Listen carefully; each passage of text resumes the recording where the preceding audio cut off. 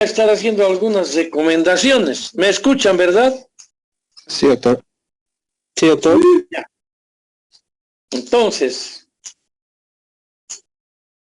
el libro oficial que vamos a base para que esos tipos que quieren hacer pleito, que la pregunta no sirve, no vale, no está igualito, orina con H, etcétera. Entonces, para que el libro sea oficial y no se lleven a discusiones, es el Urología General de Smith. Lo van a encontrar en las fotocopiadoras. No es caro, les recomiendo que alguna vez tengan un libro. Entonces, ese va a ser nuestro libro base. Es una de las recomendaciones. La otra recomendación es que ahora hemos tenido problemas. Generalmente cuando yo empiezo 6:05 empiezo la clase. Y lo que les recomiendo es tomen apuntes, busquen el libro. Es la única forma de aprender. Porque ustedes traen algunos problemitas. Alguien me dirá, ¿y a usted qué le importa? Pero no importa.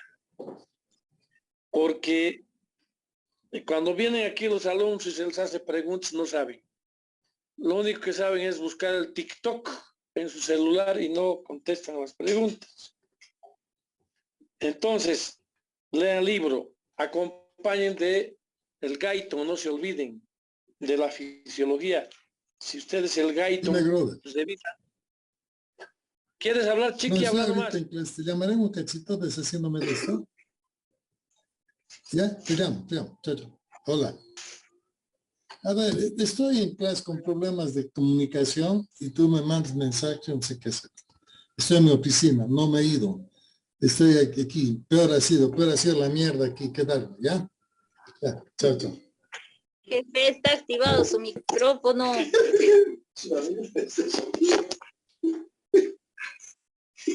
¿Y ahora? Sí. ¿Cómo es? ¿Puede seguir? Síganos, sí. Bueno, entonces, esas son las recomendaciones. Otra, que nosotros como docentes, en una hora, ¿qué podemos abarcar? Entonces, lo que damos son pautas de los temas que vamos a ir avanzando. Ustedes tienen que complementar con el libro de Smith. Y si quieren otro libro, nosotros a los alumnos que vienen por prácticas les vamos a mostrar algún atlas, depende del interés de ustedes. Tenemos el libro que es la Biblia de la Urología que se llama Campbell's. Podemos facilitarles para que fotocopien, etcétera, etcétera. Entonces, lo ideal es que ustedes vean el libro. No hay otra situación. Y yo, seguramente estamos un poco atrasados. Voy a empezar contándoles una pequeña historia. Vamos a la diapositiva. Retrocede, por favor. Antes del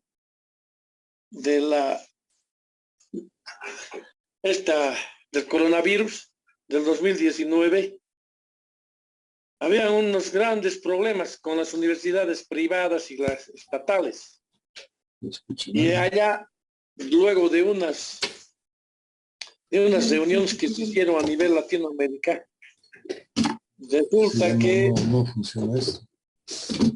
Está prendido y no funciona. Esto está mal. Está sin corriente.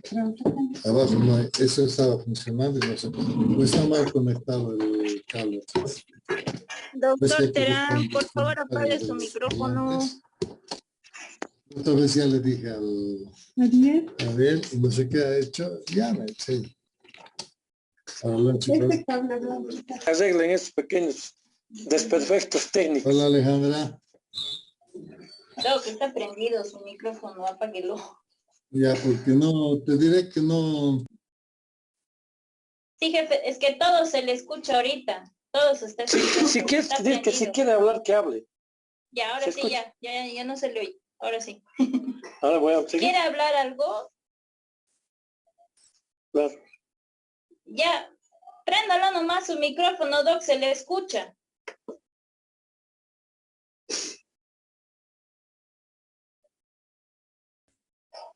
Ya, que siga dando la clase nomás entonces, ¿no?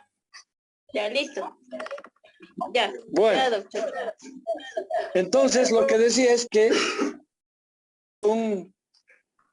se hizo un trabajo con las universidades privadas y las estatales a raíz de algunos reclamos que habían, donde los estudiantes de medicina tenían algunos problemas serios. Y lo que quiero mostrarles es esto, así en resumen por temas del tiempo y esta cosa. Se saca o se llega a la siguiente conclusión, que el 20% de los estudiantes, ¿cuántos son en el curso de ustedes? 200. Pónganle 20%. 40 estudiantes de todos los 200 que son, estudian para aprender. Si estudian y aprenden, van a pasar de curso. Y estos son los que van a aprobar probablemente, si no hubiera chanchullos, van a aprobar para entrar a la residencia. O van a ser buenos médicos. Estos son los que, aparte de del libro, por supuesto toman apuntes, van, consultan con el libro, buscan lo que no entienden, buscan al internet, completan sus conceptos médicos, etcétera. Estos son los que pasan de curso.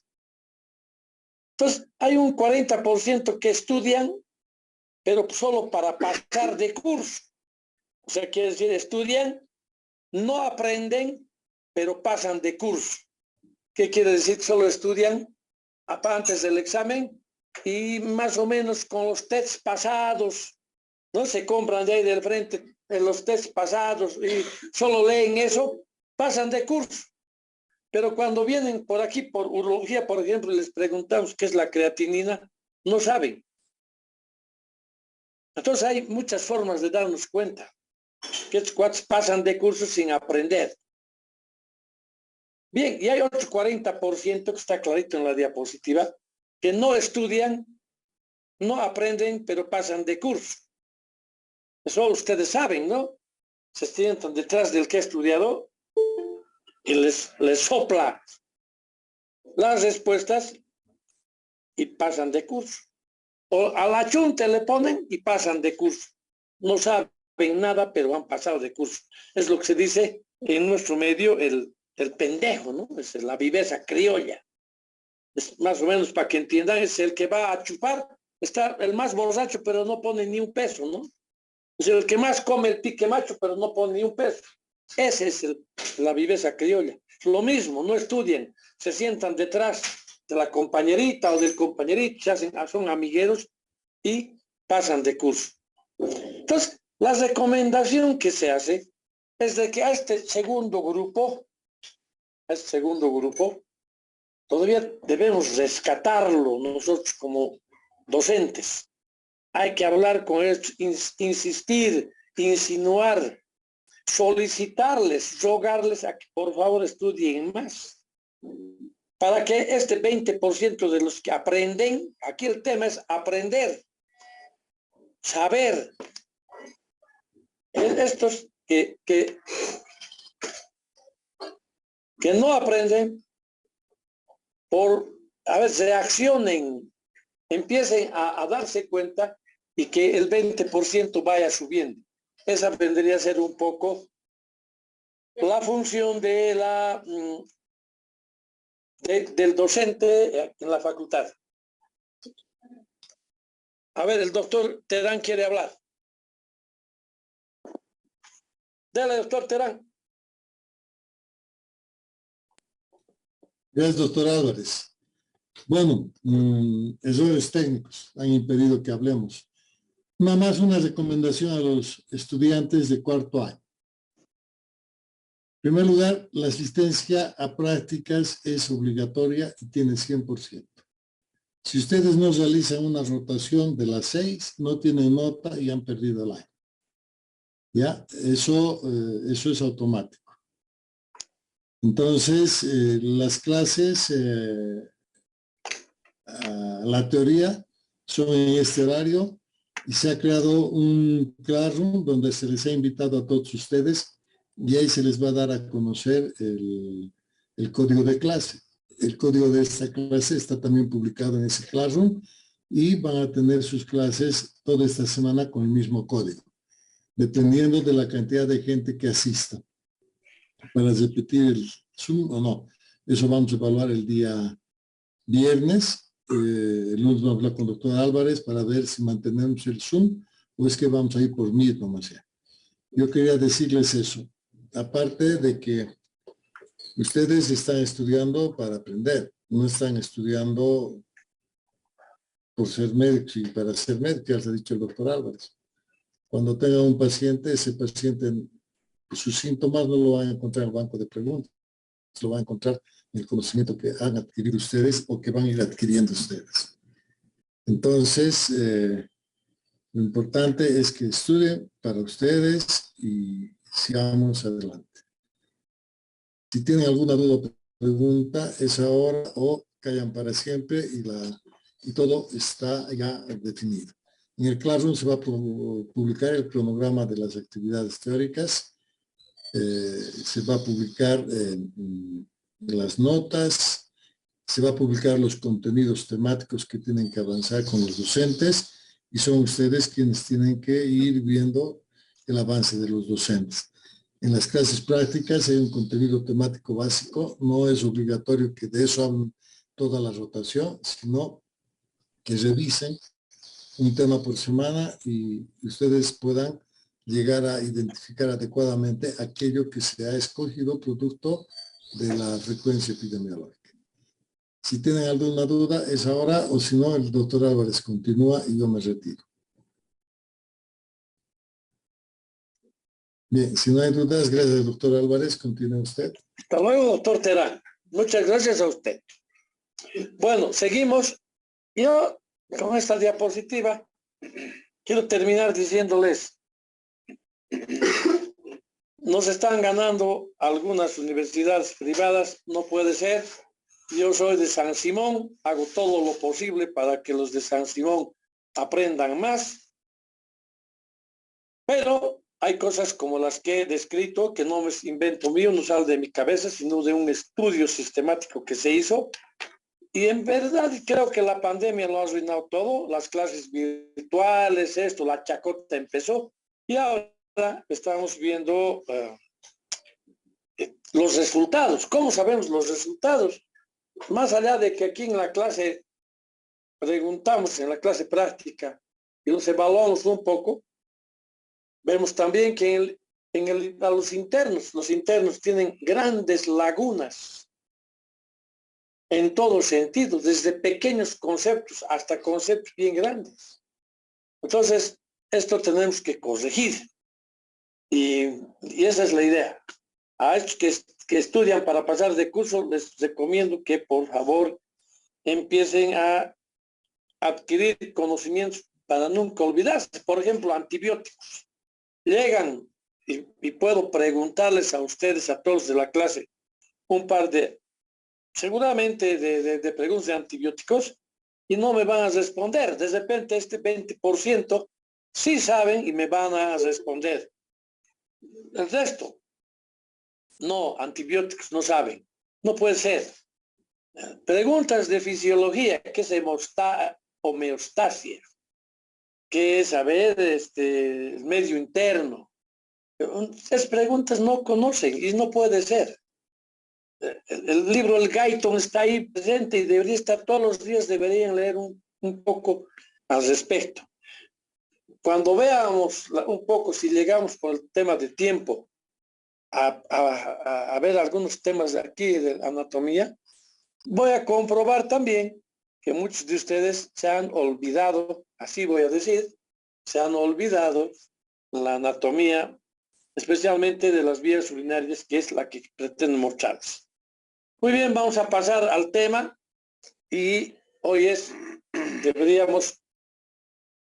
tienen que comprender que desde las 6 hasta las 7 menos 10 o menos 5, porque van a entrar a otra clase, no da para mostrar toda la anatomía de la vía urinaria. De todas formas, vamos a tratar de señalar algunas cosas que ustedes deberían saber. Vamos.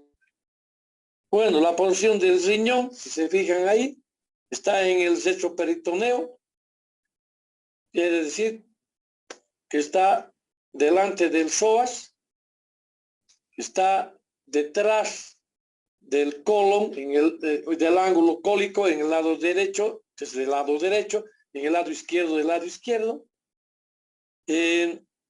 Más o menos está la parte del polo superior, como vamos a ir viendo, por debajo de las dos últimas costillas. Más o menos hay unos 2 centímetros de unión hacia el, retrocediendo más, hacia el diafragma. Y está en mucha relación en el lado derecho con el hígado, en el lado izquierdo con el vaso, que vamos a ver. Dale. Aquí es una vista interesante donde ustedes pueden ver los segmentos, la línea segmentada de cómo está el riñón. Les decía que está más o menos en relación al pulmón, con el diafragma.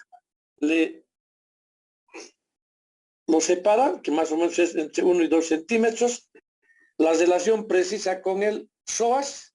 ¿Quién sabe para qué sirve el psoas? Bueno, en este momento no vamos a decir, pero para términos de imágenes radiológicas o tomográficas, nos sirve para, cuando uno ve los dos psoas, quiere decir que el retroperitoneo está limpio. Cuando uno no ve un psoas, quiere decir que hay algún problema en el retroperitoneo, una colección purulenta, por ejemplo, que no permite ver el músculo psoas. Para fines fisiológicos, el músculo psoas tiene que ver con el levantarse y sentarse junto con los otros músculos, por supuesto. El del lado derecho está más bajo por la presencia del hígado y el lado izquierdo, por supuesto que está más arriba. Estas diferencias anatómicas siempre hay que recordarlas. Lo que quiero ver es de que, por ejemplo, cómo se proyecta el uréter y que alguna vez estos dos nervios son interesantes conocerlos, es el abdomen genital mayor, el abdomen genital menor, que alguna vez cuando van a escuchar que hay un paciente que tiene un cálculo o una obstrucción en el uréter en la parte superior, este estimula el dolor en la región lumbar a través de estos, del abdomen genital mayor y menor, y a través de estos nervios se irradia de la espalda hacia los genitales, que generalmente ocurre esto en casos obstructivos por cálculos o algún otro tipo de situación. Esto es interesante saberlo. También aquí podemos recordar que si alguna vez vemos fracturas costales en una placa torácica o tóraco-abdominal, etcétera, debemos pensar que el trauma ha sido importante, fuerte ha sido el trauma, ha sido un gran trauma, capaz de haber roto 2 costillas, o pueden ser más, y esto significa, si ha roto costillas, significa también que probablemente haya lesionado el riñón, dependerá de qué lado, el hígado, el pulmón, etcétera, etcétera. Vamos a la próxima. Esto es interesante porque aquí, por ejemplo, nos muestra la relación del riñón con el hígado. Entonces aquí hay una cosita que uno va y revísenlo, que es el peritoneo visceral, que está dentro y está metido con los intestinos, y que el que separa del retroperitoneo es el peritoneo parietal, y aquí, si se fijan ustedes, es la grasa perirenal o la gerota también, que se puede dividir así en gerota misma y la grasa del retroperitoneo. Esta grasa tiene la función de ser amortiguador para que no se golpeen estos órganos macizos y puedan lesionarse. Aún así, con estas cosas como almohadillas, vemos que en los grandes traumas hay lesiones de este tipo. Fíjense lo mismo con el ángulo en este lado derecho, con el ángulo del colon derecho. Aquí lo mismo, el peritoneo parietal está separando el retroperitoneo, los riñones, los vasos y las venas y arterias renales, la aorta, la cava, el páncreas que está adentro. Hay muchos que dicen que el páncreas, que la cola del páncreas es retroperitoneal.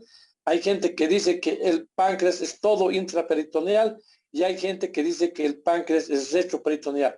Pero ustedes, como van a revisar en el Smith o en anatomía, pueden tener su propia opinión de decir que el páncreas dónde se encuentra. Aquí están los músculos suaves de los cuales se les hablaba, para ver de que es una orientación, una referencia interesante del retroperitoneo. La grasa perirenal, etcétera, etcétera. El colchón que yo les he hablado. Vamos a la próxima. Esto también es interesante para ver en una forma más esquemática cómo es este tema de cómo está cubierto el riñón por la grasa perirenal, o también se llama gerota, que nos va a permitir el cuidado, si quieren ustedes, de que el riñón no sufra trauma. Aquí más o menos lo mismo. De repente aquí llamamos la atención que encima del riñón hay un órgano súper importante que se llama ¿qué?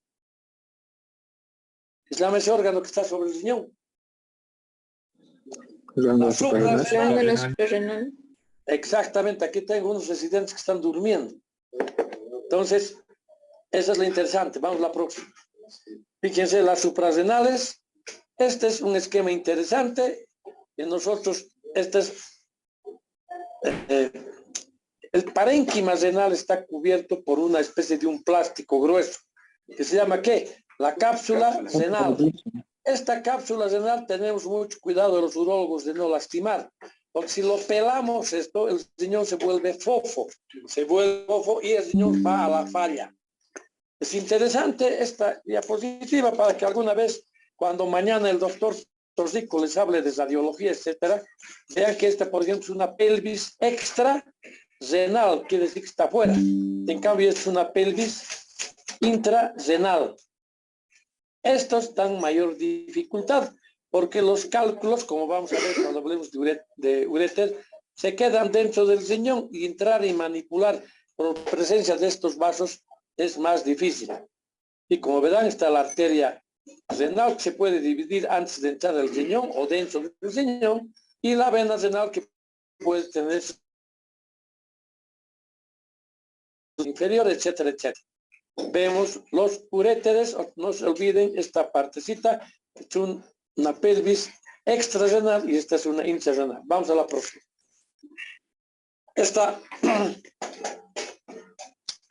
A este dibujo yo le tengo un respeto, una admiración.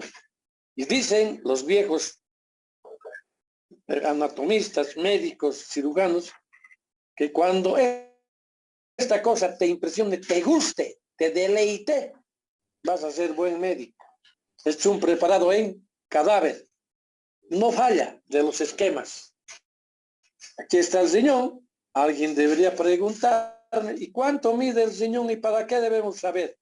12 por 6 por 3 de espesor. ¿Por qué debemos saber? Si un ecografista me manda y me dice riñón de 30 por 20 por 6, tendré que pensar o es una hidronefrosis o es un megariñón o le está fallando el ecografista.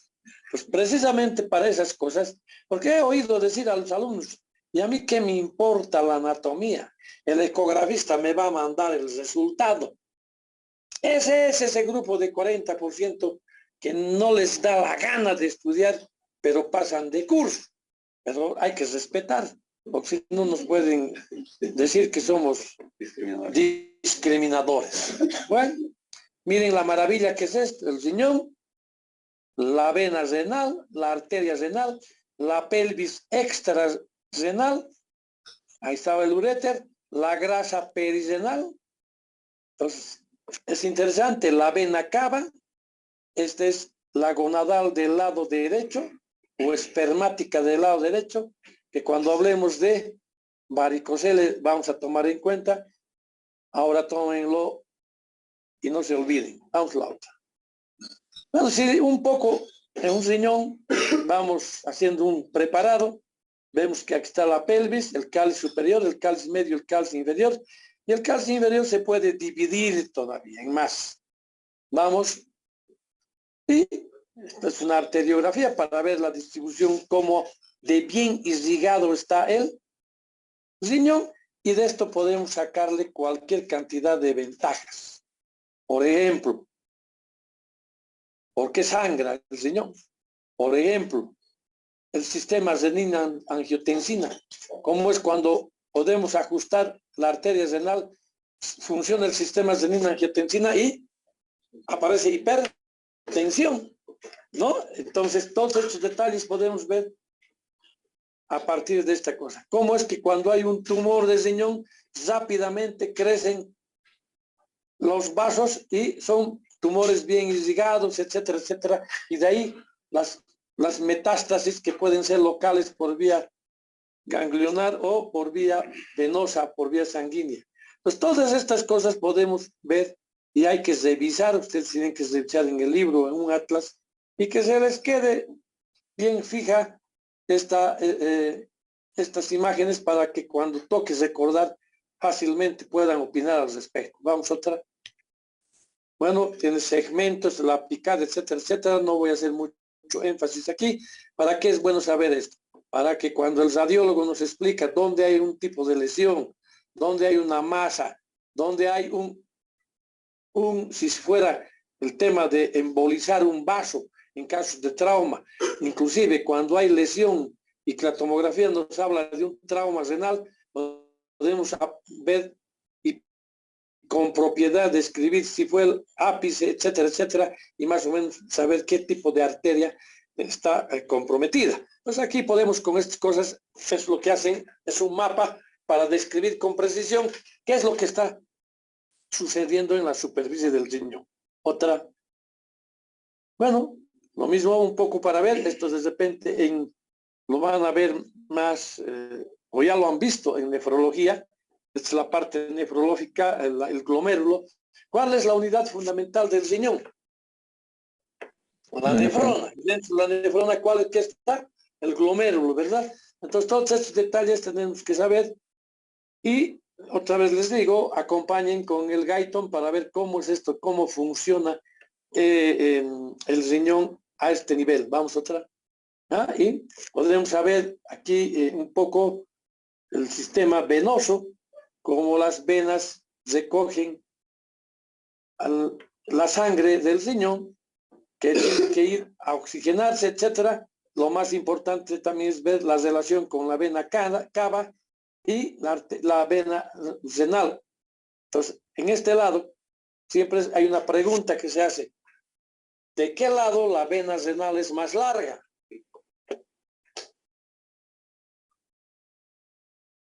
¿Qué? Del izquierdo. ¿Por qué razón? Porque aquí en esta parte donde vamos a indicar, le falta estar ¿a qué? A la aorta. Entonces, ¿y de qué lado la arteria es más larga? ¿Qué?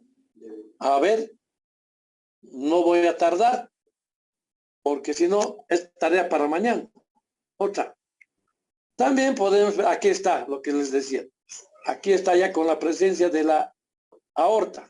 Entonces, si la aorta está aquí, la vena tiene que ser más larga de este lado. ¿Por qué razón? Porque tiene que cruzar toda la aorta. Y este lado es más corta, aquí el dibujo está viendo. ¿Y de qué lado la aorta es más larga? Del lado derecho, que cruzar la cava. Bien, aquí están los ganglios. El sistema linfático es un sistema también muy importante en toda en la anatomía y fisiológicamente. ¿Qué hacen los linfáticos? Recogen, el retorno linfático recogen, y además es la vía. Tú que has hecho inmunología, ¿qué es? ¿Para qué sirven los linfáticos? Para poder filtrar todos los... Por ese lugar pasa el sistema inmunológico, macrófagos, neutrófilos, y todos estos se dirigen también cuando tiene que ver con algunas enfermedades como los tumores o enfermedades autoinmunes, también en procesos infecciosos. Vamos a otra. Lo mismo para ver un poco cómo es el sistema, el glomérulo, que está, el sistema, la unidad fundamental, que es la nefrona, etcétera, etcétera. Vamos a otra. Bueno, esto de las papilas, ahorita voy a mostrar un dibujo. Es importante saber, especialmente cuando pedimos exámenes como la urografía excretora. La urografía excretora, van a verlo mañana, es un examen que se utiliza un contraste, donde hay una fase nefrográfica y una fase excretora, y el contraste nos permite comparar los dos riñones desde su punto tanto anatómico como funcional. Y entonces, ahí podemos ver lo siguiente. Fíjense, los cálices, y al terminar, estos son como vasitos de champán, describen los anatomistas, pero esta puntita se llama fornix, de estas copitas de champán que fueron. Entonces uno ve o sea, que esté indemne toda esta vía urinaria. Cuando hay amputación de los fornix, cuando se borran, patología basilar. ¿Qué es la patología basilar? Tuberculosis genitourinaria, que es frecuente. ¿Por qué es frecuente la tuberculosis genitourinaria? Porque primero, ¿dónde entra la tuberculosis? Al pulmón. Y ahí se reproduce por vía sanguínea. ¿Dónde llega primero? A los órganos que tienen mucha irrigación. Y hemos dicho hace rato que un órgano que tiene mucha irrigación es el riñón. Entonces, esta es la importancia de saber cuáles son calces menores, mayores, los fornix, etcétera, etcétera. Vamos. La inervación es por el plexo renal, los linfáticos son de los lumbares. Mejor vamos a las fotos. Aquí está. Entonces, ¿de dónde sale el plexo renal? Anatomía, tú has hecho. Tú has hecho. Del vago no saldrán de las... ¿De dónde salen?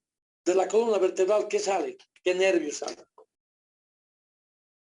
Ese es, pues, de ahí sale pues, el plexo renal. Estamos hablando inclusive del abdomen genital mayor, menor. Todos esos van a inervar. ¿Será autónomo? ¿Será voluntario? Es autónomo, ¿verdad? Entonces, esa es la historia de esta cosa. Un poco hablando de los uréteres aquí están, aquí se produce el orín. De repente aquí habla, para terminar, del riñón. El riñón tiene como función, varios ítems. A ver si me ayudan a recordar. Maneja el equilibrio ácido-base. Controla la presión arterial. Produce la eritropoyetina, que es el que estimula la producción de glóbulos rojos y blancos, y todos con feedback con la médula ósea. ¿Para qué más sirve el riñón? Filtra toda la cochinada del organismo. Todos los días mueren células, microbios.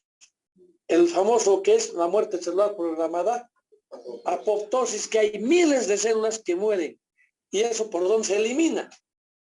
Por la vena, por los linfáticos, finalmente llegan por vía sanguínea, llegan al riñón y se elimina. Y en el orín vamos a eliminar toda la basura del organismo. Esa idea de la basura del organismo, quédense, porque después, cuando uno ve un examen general de orina, ¿qué está viendo? La basura del organismo. Y a partir de la basura del organismo, uno puede darse cuenta que alguna enfermedad existe en el organismo. A ver, dicho de otro modo, si ven en mi basura botella de champán, de whisky, caviar, champán francés, caviar ruso y gondones, etcétera, etcétera, ¿qué idea tienen de mí? Por mi basura. Que debo echar una vida torcida, ¿no?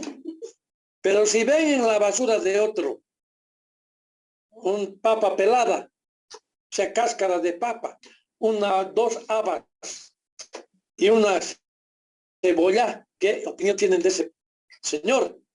O es ridículo, micha, tacaño, o no tiene, come mal.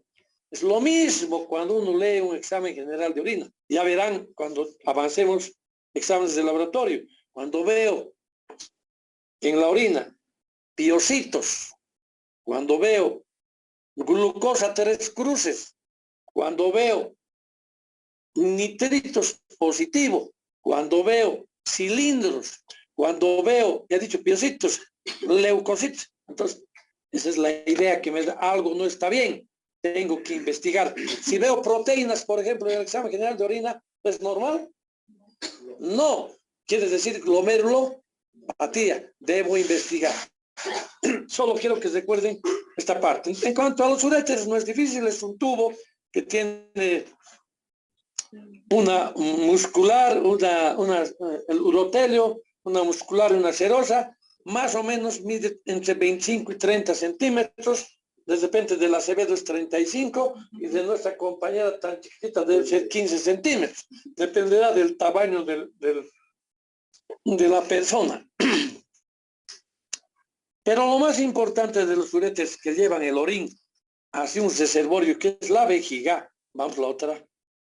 Bueno, ahí está, 22, 30, tiene una capa, etcétera. No voy a repetir lo que dice el libro. Ahí está lo mismo, las capas del uréter, en fin. Vamos, llega hacia la vejiga. Pero es lo importante. Los uréteres habían tenido fisiológicos. En la unión pielo-ureteral o urétero-pielica, quiere decir en la unión de la pelvis con el uréter, cuando están encima de los vasos ilíacos, y cuando están en la parte intramural, quiere decir que es como una pared, entran a la vejiga. Y esto es interesante saber, porque cuando hacemos una urografía excretora o una tomografía con contraste, se ven estas estrecheces, y alguien dice, esto es una estrechez patológica. No, además, el uréter tiene peristaltismo, que también hay que tomar en cuenta. Pero también esto es para darnos cuenta que cuando hay un cálculo, los cálculos se trancan, para que me entiendan, en estas estrecheces fisiológicas. Esa es la idea de saber el tema del uréter. Vamos, la otra.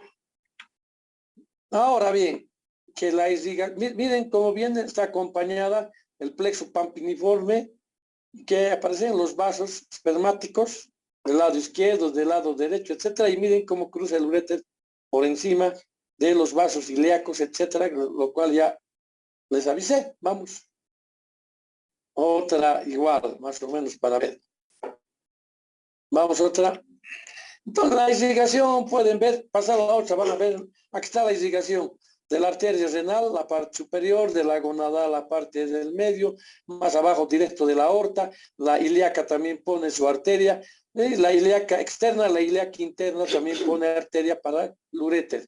Entonces, esto es interesante saber, por eso es que a veces manipulamos el uréter y nunca se necrosa, aunque algunas veces cuando no tenemos algún cuidado y hay compresión por una masa, hemos puesto el separador mucho tiempo ahí, etcétera, etcétera, podemos tener necrosis de uréter y se manifiesta realmente con una estrechez del uréter. Vamos otra. Bueno, la vejiga es un reservorio. Es importante, yo les pregunto a ustedes, ¿cuánto es la capacidad de la vejiga? A ver, dígame, ¿quién me dice? 1000, 1500, 2000, 3000, ¿quién sabe? De su boca habla, no sirve. Nadie contesta. ¿Se escucha, alumnos? ¿Se escucha? Sí. Ya, entonces, como nadie contesta, no saben. Otra vez asevero que muchos han pasado de cursos sin aprender. 500 es la capacidad de la vejiga. Cuando tienes 250 ya de orín, empieza la primera sensación de micción. Entonces, ¿qué digo yo? ¿Dónde voy a orinar? Mi casa es muy lejos. Entonces, mi cerebro y mi vejiga Si quieren ustedes, entran de acuerdo. Ah, ya, voy a aguantar hasta mi casa. Las mujeres son más aguantadoras. Por eso de ellas puede ser un poquito más la capacidad. En cambio, los hombres, si encontramos las ruedas de un camión, ahí resolvemos nuestro problema. O en la pared, o en el árbol, ¿no? Así de, digan, así de cochinos somos. Entonces, en cambio, las mujeres no pueden. Ellas tienen mejor educado su vejiga. Ya les veré ya pues, el tema este, pero en la vejiga lo más importante es eso, que tiene capacidad de 500, vamos otra, aquí está, y de repente ves que lo más importante es el trígono. Trígono por este triángulo donde se embocan los meatos del uréter, y aquí está el cuello de la vejiga. El cuello de la vejiga es importante porque aquí no está la continencia del orín. Esto se cierra para que la eyaculación no entre a la vejiga. Se cierra y la eyaculación vaya para afuera.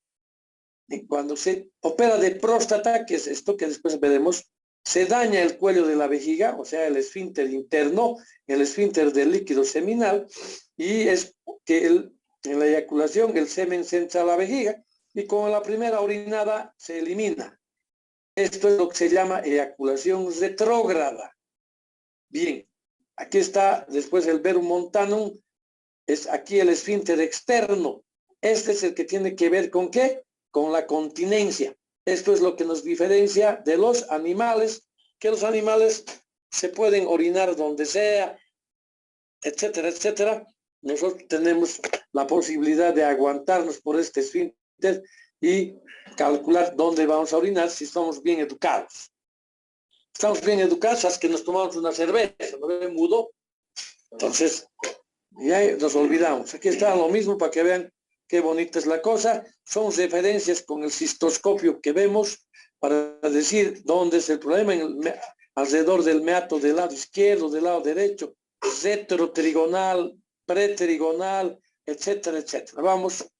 Bueno, esto es un poco para que vean que en los núcleos pontinos que están en la protuberancia, ahí está el centro de la micción. O sea, cuando la vejiga se distiende, por los pudendos viene a S1, S2 y por aquí se dirige a donde, por la médula espinal, va a llegar hasta el protuberancia a los núcleos pontinos, ahí se evalúa la información y dices voy a orinar o no.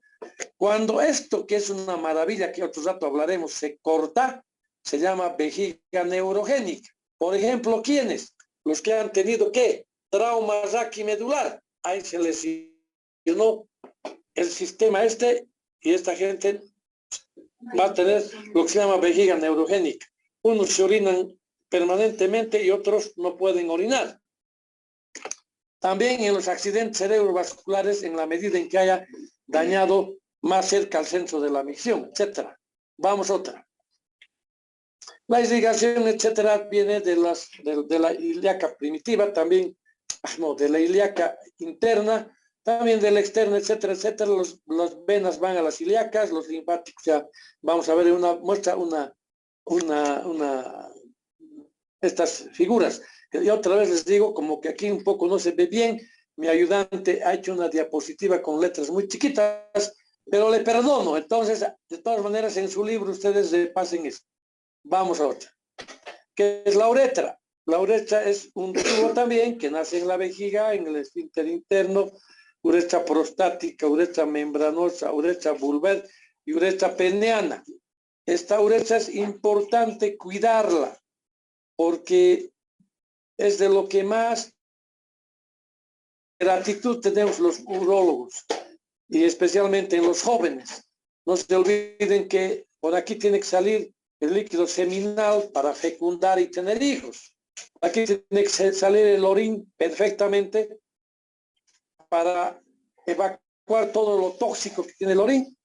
Y entonces cuando se daña la uretra, que generalmente el 85%, revisen el libro, es por iatrogenia, quiere decir que el alumno lo rompe, el interno lo rompe, el residente lo rompe, porque la sonda le inflan aquí.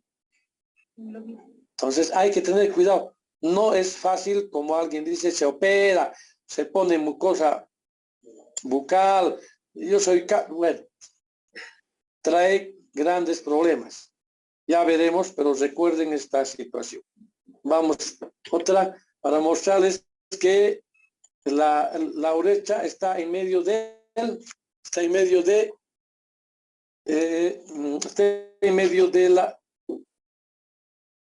cuerpo esponjoso, al lado de los cuerpos cavernosos. Por temas de la hora, etcétera, etcétera, yo les pido disculpas. La parte de testículo, la parte un poco de pene, testículo, pene, etcétera, etcétera. Vamos a apurarnos aquí, versículo seminal. Voy a terminar aquí porque ya tienen que entrar ustedes a otra clase, etcétera, etcétera. Así que les digo que de repente en la clase práctica, mañana con los alumnos de práctica, podremos repasar estas partes o cuando estemos hablando de cateterismo vesical. Si ustedes tienen alguna pregunta rápida, etcétera, yo les espero o escucho sus preguntas. Hola. ¿Se han ido? No, doctor, creo que no. Creo que no, doctor. Bueno, si no se han ido, el tiempo es lo peor para esta situación.